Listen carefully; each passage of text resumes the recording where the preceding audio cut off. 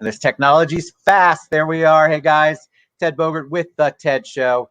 Gosh, I have not seen this young man in a very long time. Very excited to have the one, the only Dan Cockerell on the show. What's up, my friend? How are you? Ted, how are you doing? I'm doing good, man. I'm doing great. I am not in the beautiful outdoors with a canopy behind me with a nice mic, but I'm still loving life, and I'm very happy to see you and see your success and all you're doing, and very excited that you're coming on the show to kind of Thanks give for having some me. nuggets and words of wisdom. Thank you. So I'm going to go ahead and share the show like I just did. And so tell people about you. We talked right before we went live. If you can Yep. give them a little bit of your origin story for those people, I don't know what part of the planet they're on that don't know who Dan Cockerell is. I'd like them to get to know you. Yeah, well, 26-year Disney cast member. Grew up, worked here in college for a semester, went back to school. I was a political science major, and that's what you study. If you want to work for Disney, political science is what you should be studying. Just not true.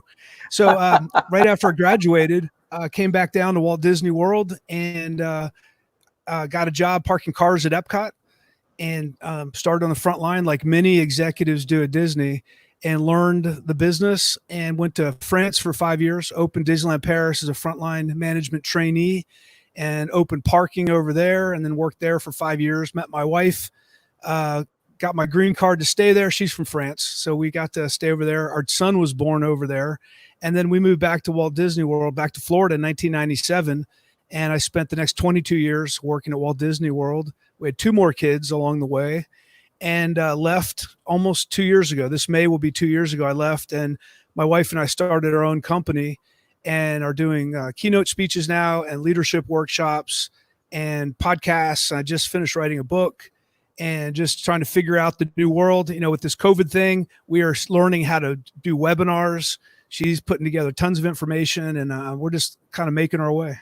I love Dan. We knew each other because our kids met each other because our kids went to school together. And I just remember your wife has the most amazing accent, of course. And your kids. I was going to ask Hunter, my son, who I think knows your daughter, is how that all kind of started. And it's funny what you remember and the impression you have of people. But that was early on. That must have been right after you know, not long after you came back. I think it was very early 2000s.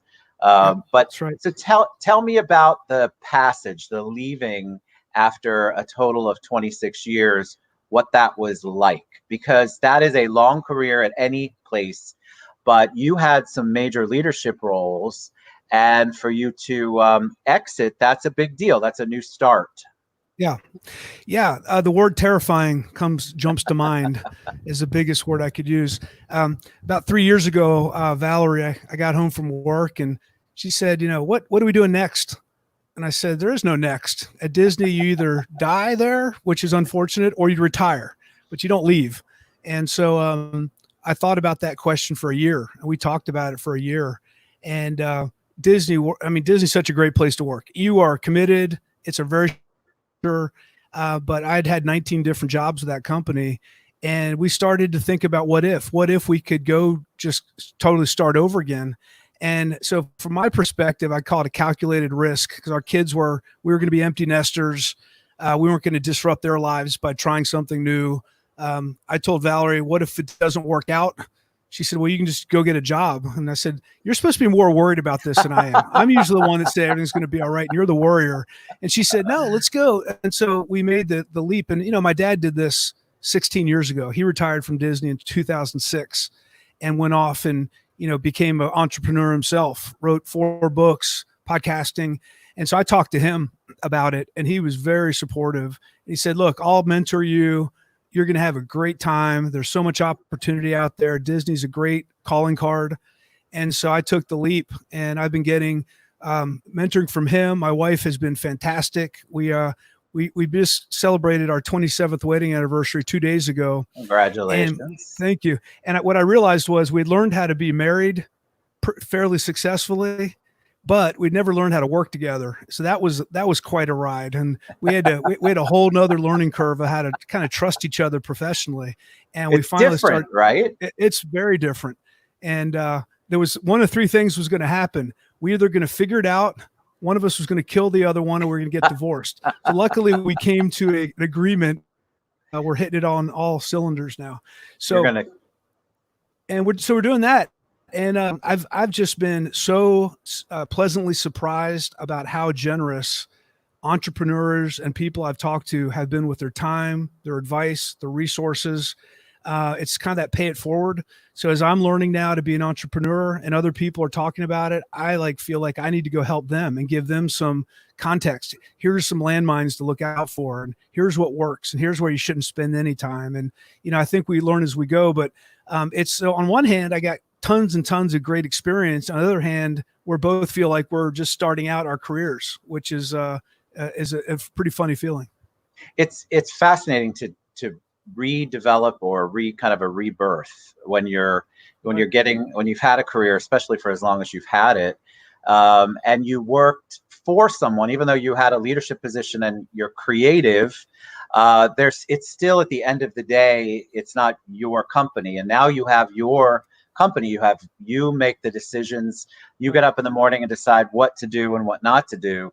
Right. What I love about the podcast, for example, or what you're doing, which is come rain or shine, right? That's right. Come rain or shine. And so the topics on there, what I feel like you're doing, and I want you to talk about it as I'm looking through the titles, especially, there's so much positivity, but there's so much good meat in there. After you being a leadership person, working your way up in Disney, you can actually give that wonderful Disney magic experience and help extrapolate it into a language that entrepreneurs and business owners would use. Yeah, Ted, that's a great way to talk about it, because when I speak to groups, I often just let them know up front, look, I know a lot of you are wondering what the Disney guy is doing here. But everything I'm going to talk about today has everything to do with your choice to be and create a great environment for people. Every company has a different amount of resources and a different kind of IP and all that kind of thing. But if you're going to run a business, it is about creating the culture and the environment for your people. And you can do that with no budget. It doesn't take any money to do that. It's just a decision you make. So when I talk to people, I love inspiring people, and I like talking philosophically about leadership, but working at Disney that long, actions and behaviors is really what defines everything. What you mean to do, what you want to do, what you're passionate about means nothing unless you actually take action. So a lot of what Valor and I do is we really want to make sure people understand, why is this important? And let's talk about very specifically the tactics, actions, and behaviors to bring that leadership to life. So if you want to be a great communicator, then you got to be communicating all the time, and you got to make sure you're doing it effectively. And you have to ask the people who are receiving the message if it's clear and if they're getting everything they need. And so there's a lot of accountability behind this. And it's like anything else. If you want to be fit, you should eat right and you should run. There's no magic formula. If you want to create a great culture, you got to make sure people feel like they're respected, they're listened to, they know what they're doing, they're trained, they have the right tools to do the job. And so I just find a lot of times people complicate it. And as I'd like to say to people, it's easy to make things complicated. It's hard to make them simple. And we really are trying hard to talk to people and say, look, there is no magic formula. It is simple, but let's talk about what the simplicity brings and the value it brings when you can do it right. Well, you mentioned culture once, and then of course we have culture dash kingdom going across the board there. Culture that seems to be a key word, a big buzzword that's become even more important during COVID, because I feel like people were developing culture. Culture was being your culture at work. What's going on? What kind of environment are you establishing? And I think a lot of that has become transparent during COVID, because you've had so many people furloughed, laid off. Business owners are making hard decisions about, okay, what are they going to keep some of the people on? It's just been a very interesting thing to watch, who's taking care of whom during COVID. So talk about culture and what that means, and how people, you said it, I love what you just said, they complicate it. I feel like there's so many simple ways that you can create a beautiful, wonderful, working, harmonious culture. So talk a little bit about Yes. Yeah. Well, I've been studying this a lot for the past couple of years. If I wanted, I'd worked in incredible, strong culture, but I wanted to make sure I academically understood it. And so I've been reading a lot of books and listening to TED Talks and studying to form my point of view. And I think someone had said it best. A couple of people who spoke were, "What is culture? Culture is how you feel when you're in a certain place. It's how it makes you feel. It either lifts you up or it drives you down, but it's, culture is not always a positive thing. It's just the environment. How do you feel when you're in that environment? And so your culture could be at home, it could be at if you, whatever church you belong to, wherever you work. It's the people who are around you and what's acceptable and whether you fit into that culture or not. And so the working at Disney, I think we started with why are we here? What's our common purpose? Because before we build a culture, we got to make sure, okay, what are we trying to get done here? And mission and vision, I think, are overused terms. They're important, but a lot of people use them interchangeably. What we like to talk about is common purpose. What is your purpose? When you come in every day, why are you here? What's the main thing you're trying to get done? And if you talk to anyone at Disney, they're going to tell you the purpose is to create magic, to create happiness for people. And then when you say, well, what's your role? Well, okay, I'm a vice president, or I sell tickets, or I'm a dancer, or I sell merchandise. There's thousands of different roles, but everyone has the same purpose. And that alignment is such a powerful thing when you can think to yourself, the head of the company has the same purpose as every frontline employee, and they're all working for the same reason. They just have different roles that they pursue. And when you can do that, your customers start to sense that. They sense it in how they're treated when they go interact with you or your product. They sense it when they go to your website and it makes sense and it's logical. They sense it when they call you and they don't put you on hold for 30 minutes. But if there's a long wait time, they have a number to call you back because they build that in. So it's woven into everything you do. And every single person in your organization contributes or takes away from the culture every day.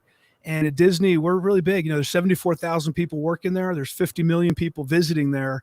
But I think the company's done a good job of continuing to recognize that where the magic happens, that moment of truth, is between every frontline employee and guest. And those hundreds of interactions that happen every day is what our reputation is. And you can't force culture. You have to create a culture and then let it exude. And if you haven't let it exude to your customers, that's where you get great value. And so this idea that I used to tell people when I ran the Magic Kingdom, I control nothing and I influence everything. And if you think as a leader you control things, you control hardly anything. You're influencing people every day through role modeling, through speaking. What do you talk about? What do you do? That's how you build culture. And a lot of just a lot of leaders and executives want to find a shortcut because role modeling takes a lot of time. It takes a lot of effort. You can't delegate it. You have to do it yourself.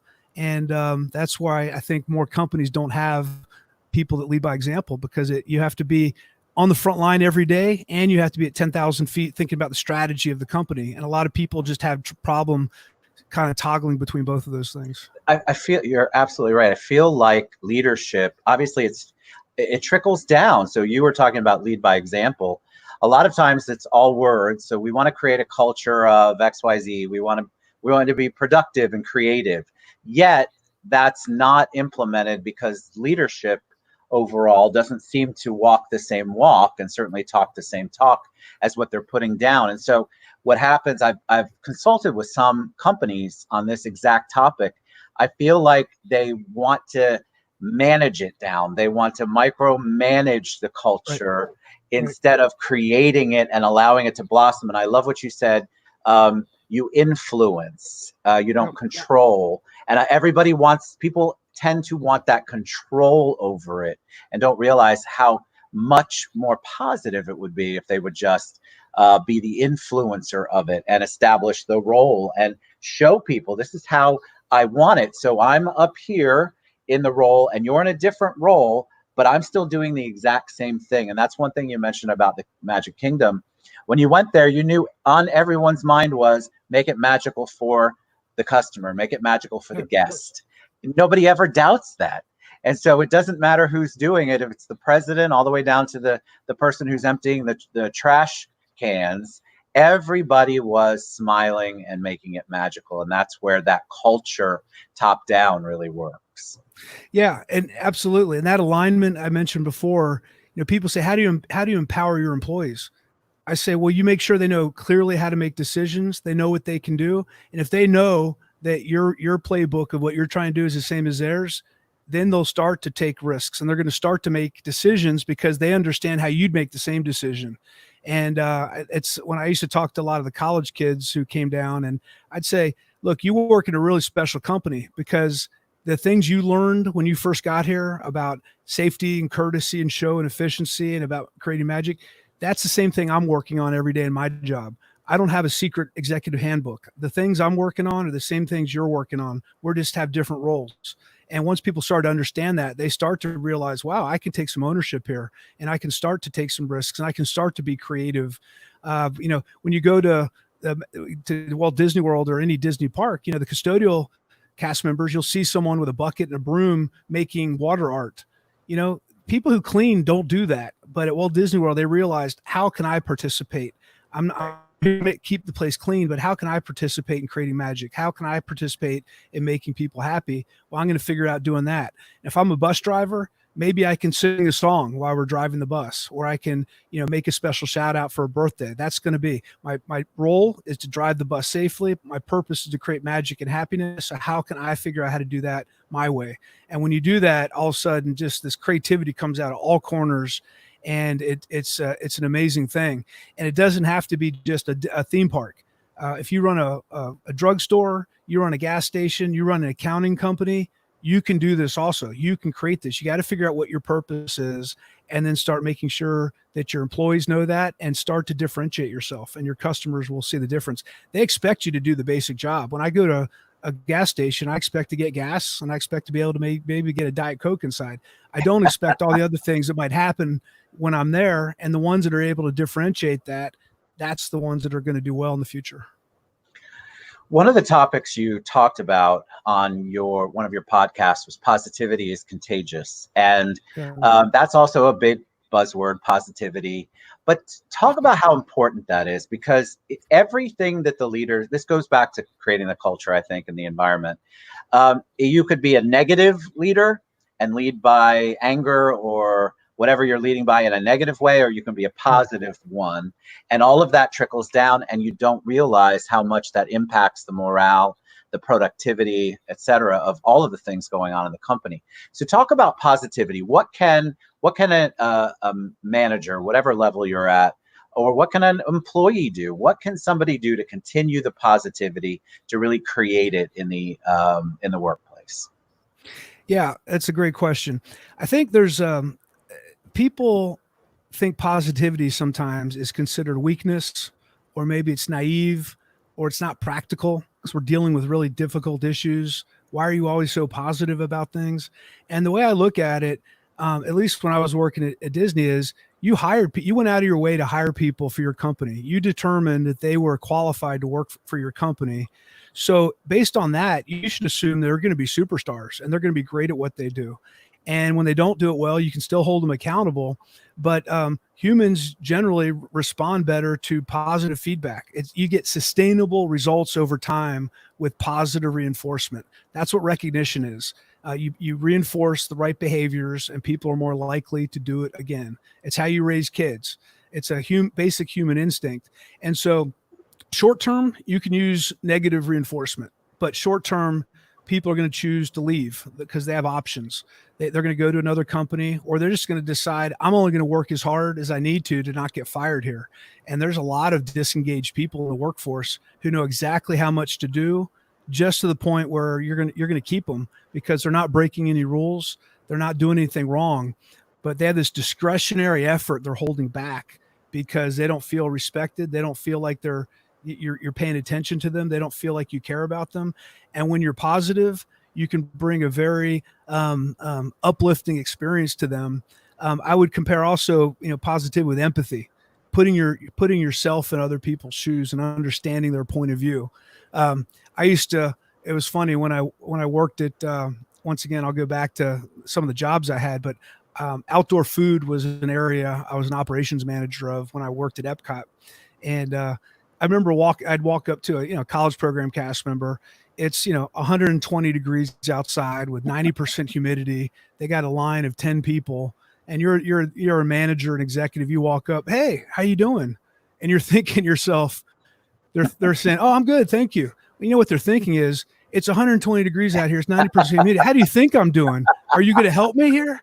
Right. So what I realize now is that positivity doesn't have to be just sort of blind optimism. You can be practical too. And I learned a lot about empathy along the way. You walk up to the cast member, hey, I don't know how you're doing it. Do you need water? Do you need a quick break? Go cool off for 5 minutes, 5-10 minutes. I'll cover for you. And you start to really learn how to lead people in the right way, because some people are just kind of clueless and they don't put the people's shoes, and some people are often way overly optimistic and don't pay attention to what's going on. And if you can find that right balance, as I used to tell all my leaders, as a leader, 90% of your job is to bring positive energy to anyone you're with. When you walk in a room, people should get excited, the energy levels should go up, they should feel more accountable, they should be ready to perform. Versus when you walk in the room, are they intimidated? Do they quiet down because they're worried that something's going to happen? And as a leader, you are making an impact. Everyone's watching you every single day. Everything you say, what kind of shoes you're wearing, what kind of jewelry you have, what kind of car you drive, how you handle situations, how you treat people. Do you ignore people? Do you say hi to people? You are on stage. You're under the spotlight all the time, and you can't fake it. Because faking it, you can't turn it on and off. You got to be who you are. And I happen to, Disney, it was a good fit for me because I'm a pretty optimistic person, and Disney's a pretty optimistic place. There's a lot of people who shouldn't be working there, and there's a lot of companies I shouldn't be working in either. So I think a lot of this is about right fit talent. Get in a place where your attitude and your skills are going to be valued and appreciated. So let's talk about the current situation, COVID-19. We're quarantined. Eventually that's going to be broken. We're going to open up, whatever that looks like, the new normal looks like. Yep. So what kind of tips or what kind of ideas or insights can you give maybe for small to medium businesses, or really any business size, of some things that they should be working on now, things that they can do? It's going to be, guys, a new world. So whatever that looks like, no matter what you think, there's going to be a transition period. And I think a lot of people are kind of weary. They don't know exactly what to plan for, but I think there's some basic things that they could do in order to get ready or be ready and to stay on track and stay positive. Can you give them some insights on what you would suggest? Sure. Yeah. I think a lot is, before we get to the business piece of it, I think a lot is just starts with your mindset. What is your mindset going into this? Are you excited to see what the possibilities are going to be? Or do you just see a lot of barriers that are going to get in the way of you being successful about the future? So I think on one hand, readjust your expectations. One of the reasons, one of the outcomes of leaving Disney, my wife and I realized, is we want more experiences in life, and we're not going to, that the Thursday paycheck and the bonus and everything isn't going to be as important anymore. So if you can expect less, you can be happy with less. I just saw something on a sidewalk recently. It said, as you're thinking about all the things you want to get back to, really question what do you really need to get back to? Because getting back to all the stuff we were doing before, this was a time to think and a time to reassess. And there's a lot of stuff that we actually don't need. And I was reading an article recently that said, for hundreds of years, humans only focused on the things they needed. I need to be safe. I need a safe place to sleep and a roof over my head. I need food. And that was the needs. And then somewhere along the line, the world technology caught up, and now we get everything we need. And now we're focusing on what we want. And that's an endless bucket. What we want it's never full. And now we're at record depression, record anxiety, record unhappiness. So it's really interesting to me how the human mind works. What is it that you really need, and what is it you really appreciate? So I think that's one. As a business owner, you should be starting this already. You should be calling your customers or talking to people who represent the demographic of your customers, and start asking them what their expectations are as we come out of this. There's plenty of stuff online now. There's plenty of articles being written about what the future may look like. But talk to the people who are actually coming to your business, buying your products, purchasing your services, about what is going to make them comfortable. Because if you can't overcome their fear of getting this until a vaccine's available or whatever the future looks like, it doesn't matter what price you're charging. You're not even going to get them in the door. So what is going to be for them the minimum to make them feel comfortable? Do you need to provide them a mask when they come to your establishment? Do you need to provide gloves? Do you need to have cleaning happen every 5 minutes? Just what does that look like? I'll compare it a little bit to post 9/11 at Disney. Post 9/11, we put in bag check. And today that seems like a perfectly normal thing, but that was a big deal at the time. We were concerned, if we put bag check in, are people going to be scared away? Why are you checking people's bags? Are you afraid someone's going to come in with a gun or something's going to happen? We said, well, we need to keep this place safe. And that's how we overcame the perception of the safety at Walt Disney World. And then after the Pulse shooting, we added metal detectors, because that was the next piece of, we need to make sure that this is a safe place to visit.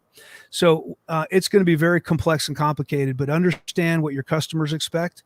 Right behind that, you need to understand what your employees are going to expect in terms of work environment, and in terms of the balance, and in terms of the risk they're taking when they come work, and what are they going to be willing to do in the future versus what they're going to be asked to do. Regulations and laws are going to be passed, but that'll just scratch the surface. That's not going to address all the areas their concerns are. So I always like to say, your customers and your employees have every answer of what you need in your business. You just need to figure out how to ask the question the right way and engage them. So if you weren't having roundtables with your employees before, and you weren't talking regularly with your customers, you need to amp that up to a new level and make sure, and they're going to help you evolve your business, and you're going to learn from them what changes you need to be making. And then on top of that, state regulatory and all the other regulatory agencies are going to tell you what you need to do. But if you can tackle that, I think it's going to help you keep up with the changes that are going to have to happen versus being dragged along. You don't want to be the third one at the table to say, okay, we're going to make the change now that our competitors have. You want to be ahead of that curve and make sure you understand where the right investments are going to be, that they feel comfortable. And then after you do that, then you do what you've always done. You need to give excellent guest service, excellent communication to your customers. You just need to really nail it, because people, they're going to have less money. They're going to be more stingy with their money, and they're going to spend it in the places they think have value. And that's always been the case. And that's certainly going to be the case for the next few years, at least, I think. That is so good. That I haven't heard anybody dive into it like that. That is excellent. That was really good, because I think people they're preparing in the way that they know, but nobody knows this, so they have never experienced it. So how do you prepare for what you know? The excellent customer service and service that you talked about, yes, but the actual what the expectations are, those are fantastic points. All right, I ask every guest this, Dan. What are you personally doing, just Dan, self-care wise, to keep creative and to keep the momentum going in what you're doing? Yeah, well, my wife and I, our son, he's a freshman at University of Denver. So he's the one back in the house. He's up in his room, either online learning or on a video game. We're not quite sure. Something's going on up there. But we've kept a pretty structured schedule. Monday through Friday, we get up early. I get my emails done. I get as much done as we can. We walk the dog. We talk about what we're going to do for the day. I tell her what's on my schedule, what webinars I have, what interviews I have, what's going on with the book.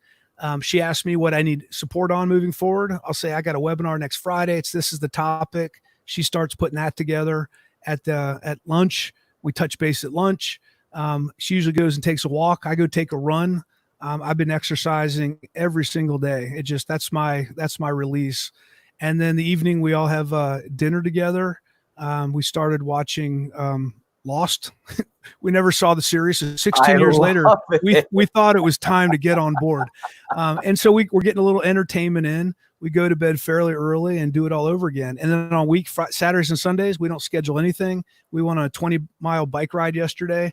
So we're trying not to let, that whole thing just turn into, what day is it? We want to keep structure and we want to keep looking ahead.